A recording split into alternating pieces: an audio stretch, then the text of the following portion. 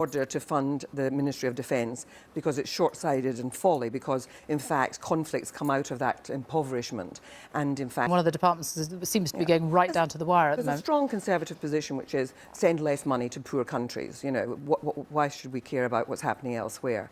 But we should care about what's happening elsewhere. So then don't do it. Glad you're here to sum that up. Also on side, that the family's sort of czar, Louise Casey, is wanting to maintain a large sum of money to work with problem families in our country, and part of the problem is that all the other and it's disjointed. Well, and most full of governments, conflicts. They're not really coalescing at all. Well, most governments are about, you know, in some kinds of compromise. However, the divisions are becoming. Matter of fact, and it's quite pertinent given that there's all these talks of 11.5 billion of cuts, and Helena has pointed out areas where these cuts are likely to come from, the military not wanting cuts, and these legal aid cuts that you've just mentioned. It turns out I just avoided that tax. I didn't evade it. I know. Avoid. Well, we're going to have to shine a greater spotlight on all of that.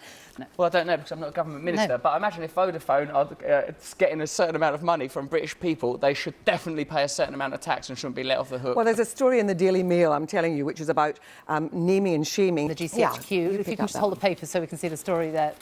This is good. This is that Prism story about whistleblower Edward Snowden. He's been charged with espionage or his computer. I mean, I'm not sure that we all want to look at you.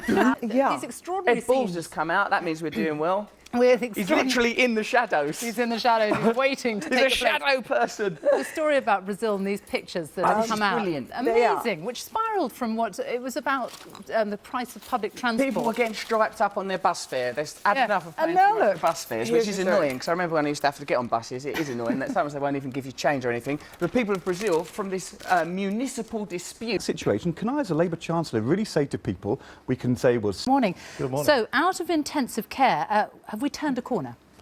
Had to make. Fine. And actually, if you look 3 years on... we know he said that, but I'm asking you about winter... And after all the nonsense about Labour... on pensioner benefits, including the winter fuel allowance...